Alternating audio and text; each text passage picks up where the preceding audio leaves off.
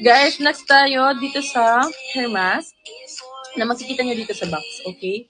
So we have this Garnier Nutris hair mask.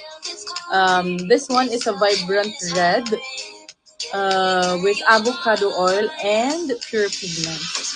So guys, this one, it will nourish your hair and also to refresh the color of your hair.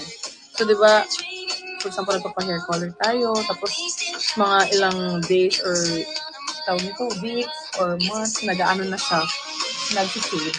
Di ba, kasi hindi natin inaalagaan yung hair natin. We need a hair mask, okay? So, guys, this hair mask, this is just a 5-minute color mask.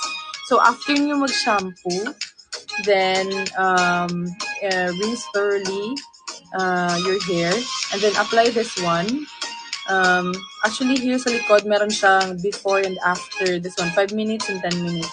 So, mas maganda talaga kung tawag nito, ibababad nyo like 10 minutes to fully, tawag nito, to fully nourish the color of your hair, guys.